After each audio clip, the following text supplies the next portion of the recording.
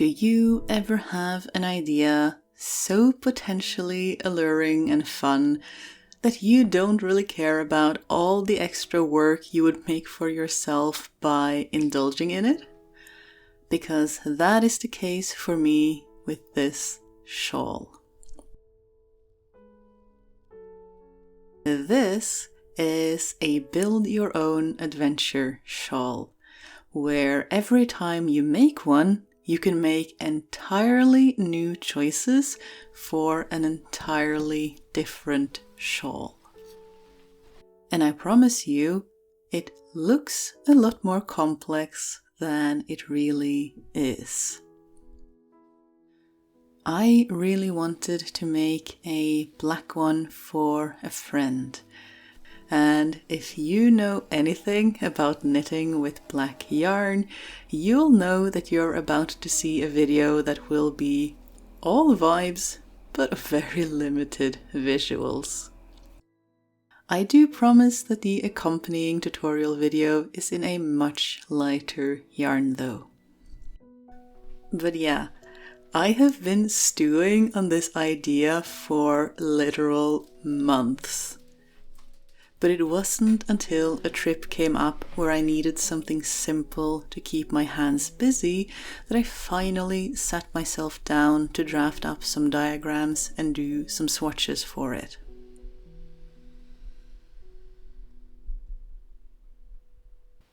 My favorite type of shawl is one where we start with a single stitch at the nape of the neck and work our way out from there.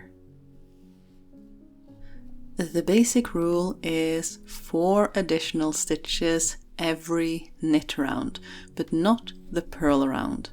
1 on either side and 2 along the center line. Whatever we do outside of that should account to a net 0 stitch change. So for every yarn over adding to the stitch count, we do an equal but opposite decrease. I like to use a stitch marker because I am increasing in front of the pattern too and will need to keep track of that. Just don't do it in an equal number of stitches from the start on either side like I am doing here.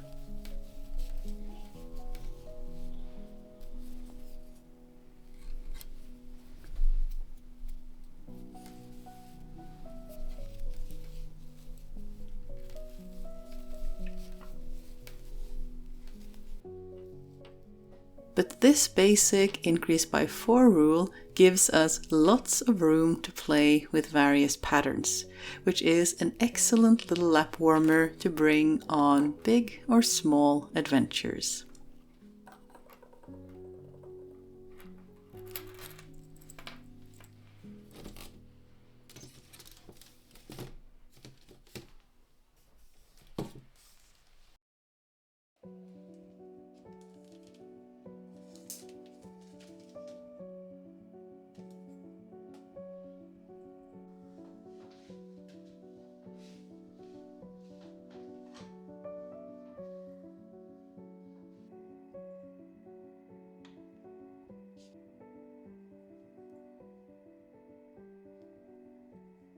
In a recent live, I also had someone ask how I use a thread as a stitch marker, which I do here to mark the center line of my shawl.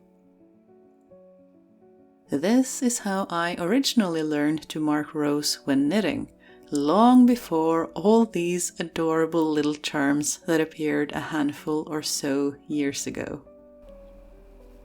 We take some scrap yarn in a contrasting color. Ideally one that is not prone to breaking, and place it in between the 2 stitches we wish to mark. As we progress a few rounds, we grab one end and move it to the other side of our work, between the same 2 stitches. So as we work, the contrast thread is woven back and forth, giving us a line that tells us where we are, like a running stitch. I've also used this method to help me keep count of how many rounds I've done, which can be really helpful in lots of patterns.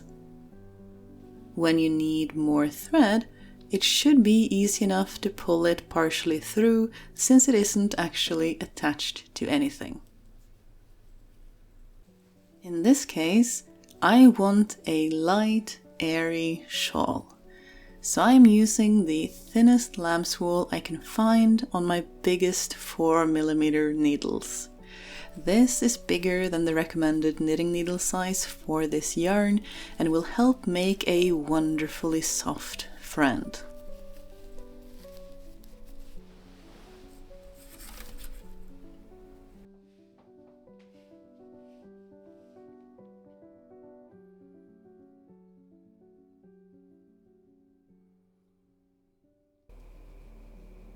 My basic idea here is pretty simple. You can pick one lace knit pattern diagram from the stack and do that on repeat for the whole shawl if you like, or you could do one pattern repeat and then a different one and then a different one and then a different one. For a shawl that just keeps changing as you knit it but doesn't overwhelm you from the start.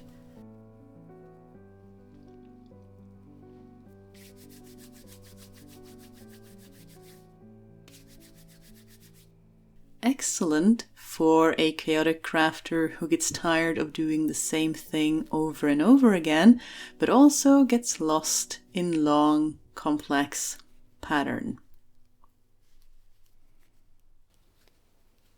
And also if you're just like chaotic in the same way I am and think that patterns are more like suggestions anyway.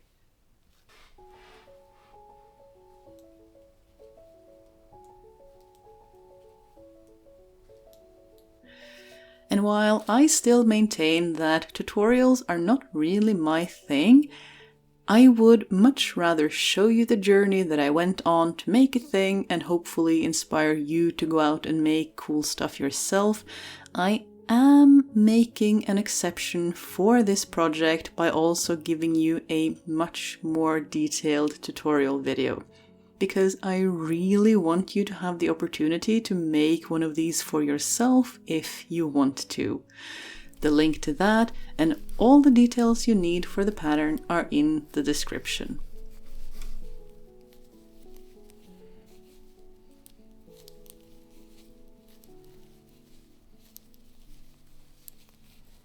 I think some of the beauty of these projects, and I like to call them my dum-dum projects because they can be done while focusing on other things, such as talking to other people, it's just how quickly they grow from those basic repeatable steps.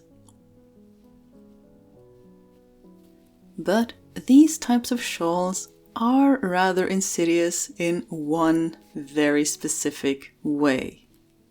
See, since we start from a single stitch and increase the stitch count gradually, the beginning is alluringly fast.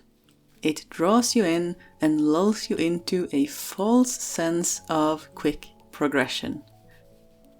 But before you know it, you're up against hundreds and hundreds of stitches, with one round alone taking upwards of half an hour.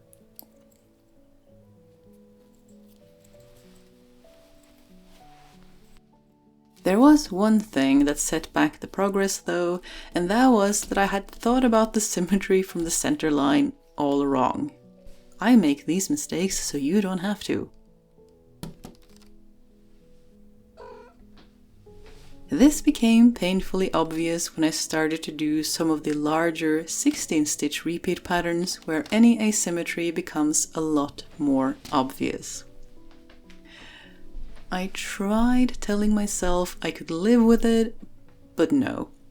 In the end, I frogged several inches of painstakingly achieved progress to get back to where I had been. Luckily, you were there to keep me company as I tried to see what on earth I was doing.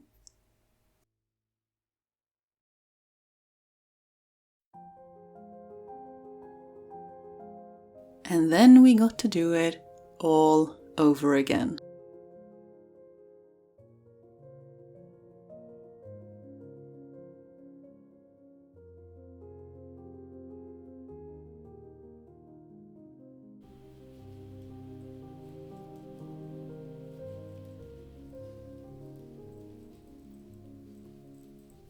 To fix this, I went from blindly trusting my 2 stitch markers for the patterns to using just one in the beginning.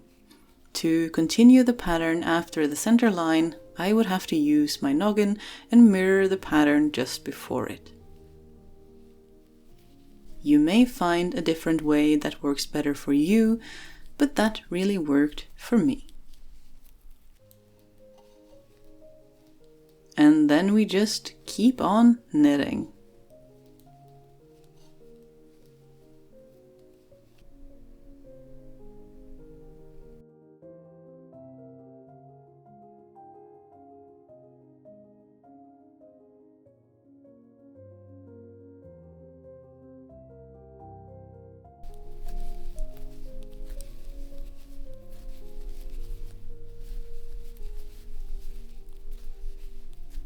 Another thing I like about this is that I'm giving this away to my good friend who made the amazing Sonntag that I wear in some videos. Finally, we can get back at her for that.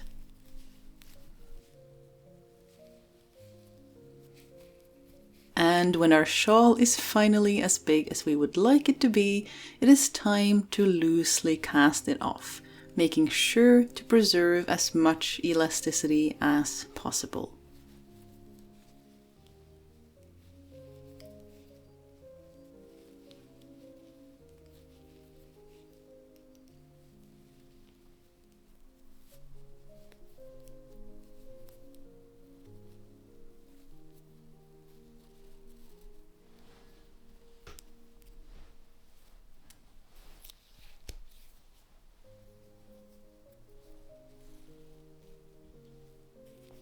One thing I love about single color lace knits is that once we are done, we have only 2 ends to weave in.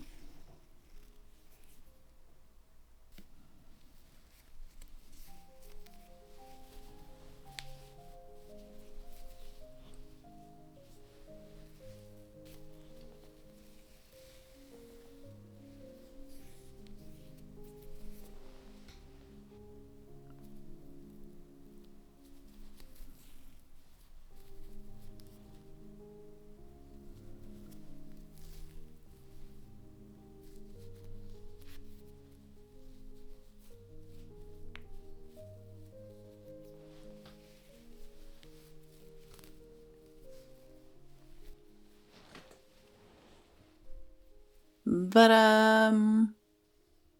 as I always tend to do when it comes to airy lace knits, I may have underestimated just how much they grow during blocking.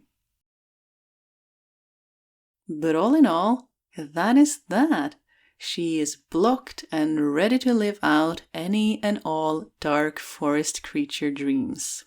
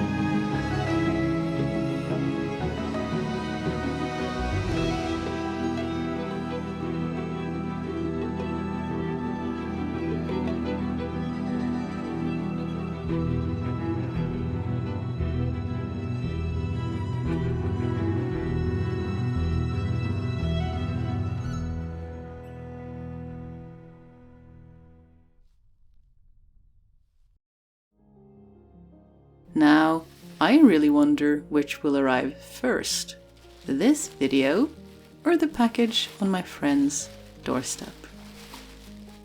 I hope the recipient will like it. Thank you for watching. Thank you to my patrons for making this channel increasingly more possible, and good luck if you decide to journey on to make one of these on your own. I hope you show me in our Discord if you do. Bye!